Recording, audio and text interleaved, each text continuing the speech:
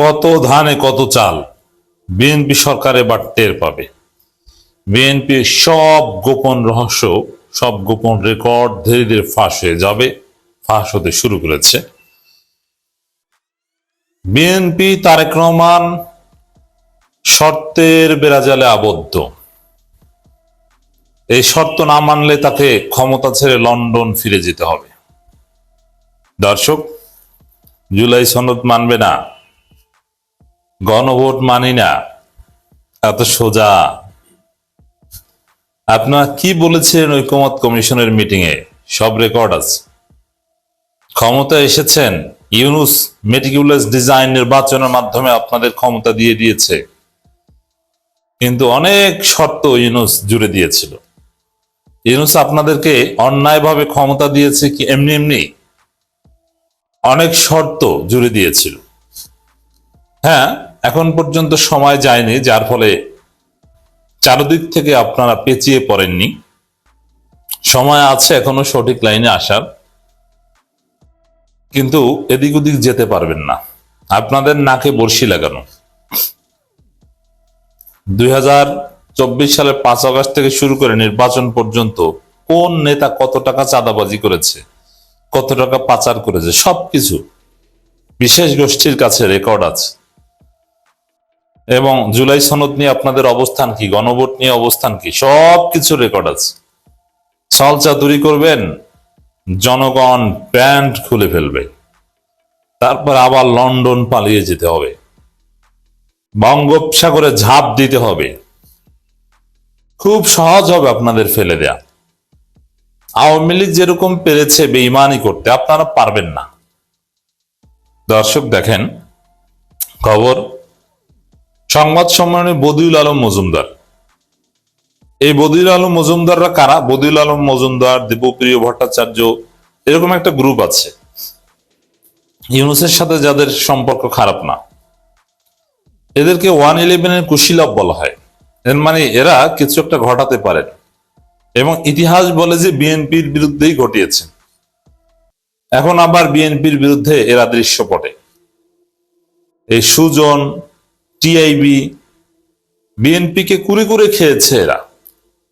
এই যে দুর্নীতিতে বিশ্ব চ্যাম্পিয়ন, বিএনপি যতই বলুক, রাষ্ট্রপতির মাধ্যমে বলাক এটা আওয়ামী লীগ করেছে, না, বিএনপি দুর্নীতিতে বিশ্ব চ্যাম্পিয়ন হয়েছিল। এটা এই টিআইবি সুজন এরা প্রতিষ্ঠিত করেছে। প্রথম আলো, ডেইলি স্টার, টিআইবি সুজন।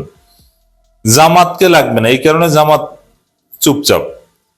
এরাই তো বিএনপিকে জয়মান্না করে দিবে, এরাই বিএনপি সব মাল মশলা ফাঁস করে দিবে। এখন সংবাদ সম্মেলন করেছেন বদিউল আলম মজুমদার। তিনি বলছেন ঐকমত্য কমিশনের গণভোটের রায় মানবে বলেছিল বিএনপি। তো এখন কি করবেন? এমন জায়গায় আরো ইউনূসের কাছে এমন মাল মশলা জমা আছে তারেক রহমানের, গোপনে সমঝোতা করে কি শর্তের ভিত্তিতে ক্ষমতা এসেছে এমন জিনিস জমা আছে, এটা ফাঁস হয়ে গেলে লন্ডনে ফিরে যাওয়া ছাড়া কোনো আর উপায় নাই। এই সিটে ভোটা একটা শুরু। বদিউল আলম মজুমদার বলেছেন গণভোটের রায় মানবে বলেছিল বিএনপি। এখন যদি না মানে, একটা টাইম আছে, 180 দিন পর্যন্ত মানুষ দেখবে, তারপরে জামাত এনসিপি বাধ্য হবে রাজপথে নামতে।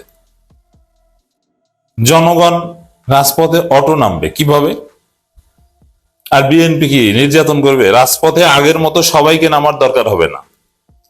জামাত এনসিপি নেমেই সরকারে 12টা বাজিয়ে দিতে পারবে। এখন জামাত এনসিপির উপর কি গুলি করবে? সেই যুগে ফিরে যেতে পারবে? আর সেই শক্তি আছে বিএনপির? কখনোই না। অতএব উল্টা পাল্টা যাই করতে যাক, জামাত এনসিপির আন্দোলন দমন করতে গেলেই বিপদে পড়বে, আর আন্দোলন দমন না করলে মেনে নিতে হবে। আর তখনকার সময় এমন একটা প্রেক্ষাপট তৈরি হবে, ওই বিএনপির মাল মশলা চারিদিকে যা জমা আছে সবকিছু ফাঁস করে দেওয়া হবে। নানান দিক থেকে এটা স্পষ্ট করবে, এই দেখো বিএনপি এটা বলেছিল, এটা বলেছিল। ওদিকে ইউনূস মুখ খুলবে, বদিউল আলম মজুমদার, প্রথম আলো, ডেইলি স্টার সব নিয়মিত সিরিজ কলাম লিখবে। দেখবেন যে বিএনপির পতনের গ্রাউন্ড রেডি হয়ে গেছে।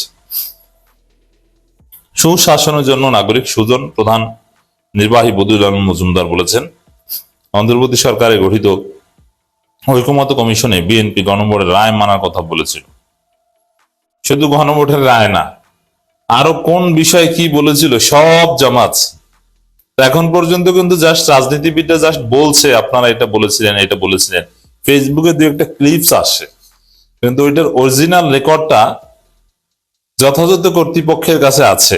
তারা এখন সরকার না, কিন্তু ওইটা যে বাংলাদেশের ভিতরে আপনারা ডিজলভ করে দিবেন, নষ্ট করে দিবেন আলামত, তা না।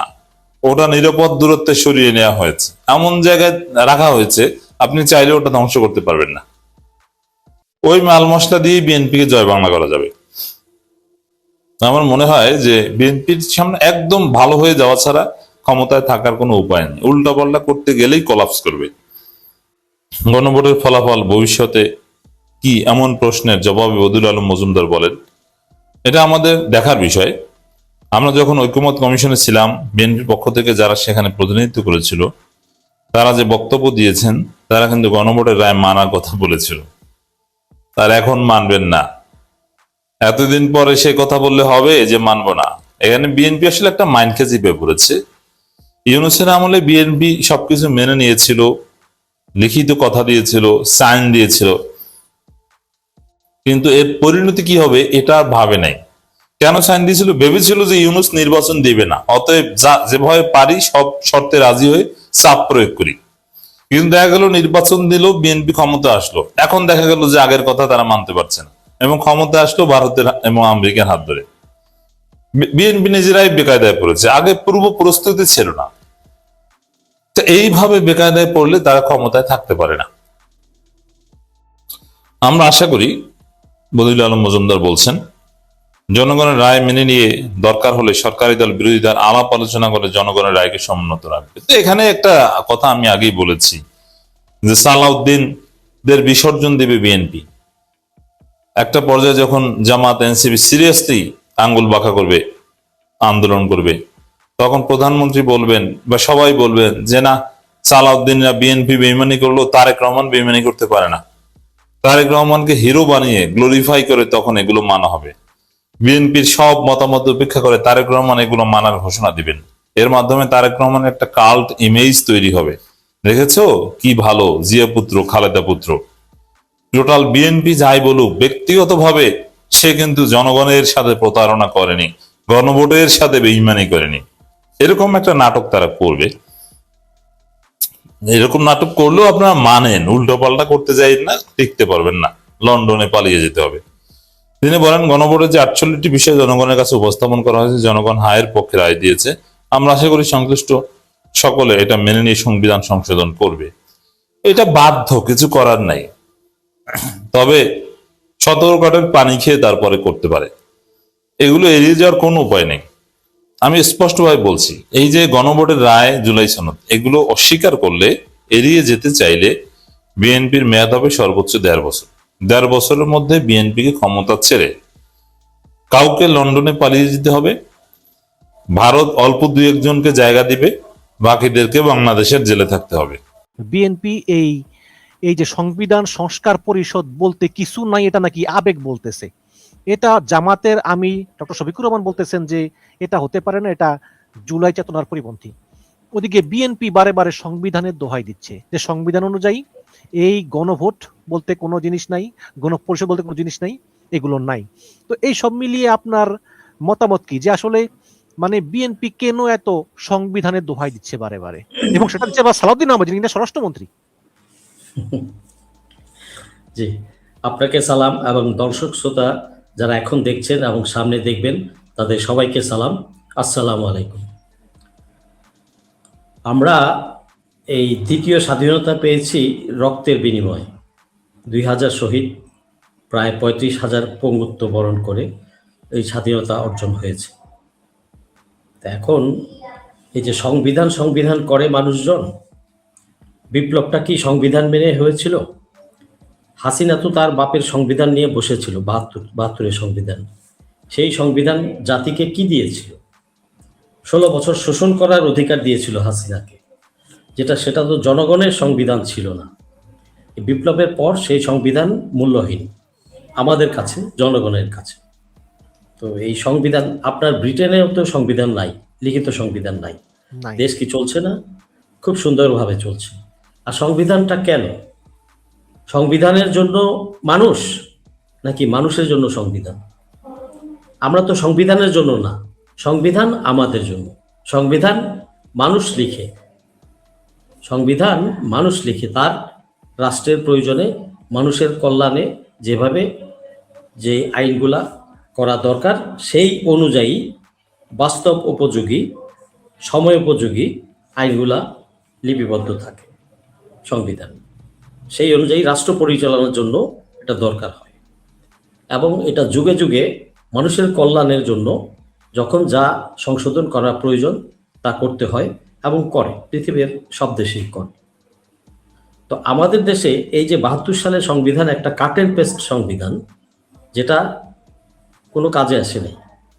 ৫৪ বছর, গত ৫৫ বছর মানুষের মুক্তি আসে নাই এই সংবিধান দিয়ে। মানুষের সামাজিক, অর্থনৈতিক এবং ন্যায় বিচার পাবার ক্ষেত্রে, মানবিক মর্যাদা পাবার ক্ষেত্রে কোনো কিছুই, কোনো সুফল দেয়নি এই সংবিধান।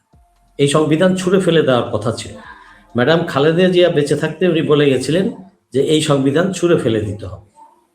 আর সেই সংবিধান নিয়ে বিএনপি এত ফালাফালি করছে কেন? বিএনপির তো উচিত এই সংবিধান ফেলে দিয়ে নতুন করে সংবিধান কিভাবে লেখা যায় আগামী প্রজন্মের জন্য সেই ব্যবস্থা করা। এবং ভোটে তারা গিয়েছে এই সংবিধান সংশোধন করবে এবং জুলাই সনদ মানবে। এই জুলাই সনদ মানবে, সেই অনুযায়ী দেশ পরিচালনা করবে। সেজন্য হ্যাঁ ভোটে তারা বলেছে। প্রথম দিকে তারেক রহমান সাহেব হ্যাঁ ভোট, তারা দলের সিনিয়র নেতাগুলা হ্যাঁ ভোটের পক্ষে বলেন নাই। পরবর্তীতে যখন দেখেছেন জনমত ভিন্ন দিকে চলে যাবে, তড়িঘড়ি করে লাস্টের দিকে তারা বলেছেন হ্যাঁ ভোটের পক্ষে রায় দিন। তো জনগণ রায় দিয়েছে হ্যাঁ ভোটের পক্ষে, প্রায় 70%, 69.some%। এই 70% জনগণের রায়কে তারা অস্বীকার করছে এখন। মানে গাং পার হয়ে গেলেই ডোমশালা। তো এই যে ভোটটা নেওয়ার জন্য, মানে জনগণের সাথে তারা প্রতারণা করেছে, এই যে চিটিং করেছে। বর্তমান স্পিকার মেজর হাফিজ তো অলরেডি বলেছে যে এগুলো না বললে তো ইলেকশন দিত না, এই জন্য আমরা বাধ্য হয়ে বলেছি। হ্যাঁ হ্যাঁ, এই যে চিটারি করেছে, ওরে চিটার, ওরে বাটপার, ও তো চিট, সবগুলাই চিট।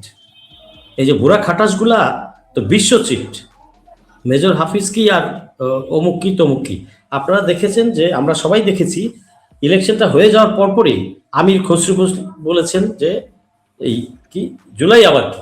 আচ্ছা, মেজর হাফিজও বলেছেন, আরো ২-১-৪ জন বলেছেন। আর সীসা ভাই মানে চিনছেন তো সীসা ভাইটাকে? শিলং সালাউদ্দিন। আচ্ছা আচ্ছা, সীসা ভাই, হ্যাঁ, তাকে আমি নাম দিচ্ছি সীসা ভাই। তো এই শর্টকাট আর কি।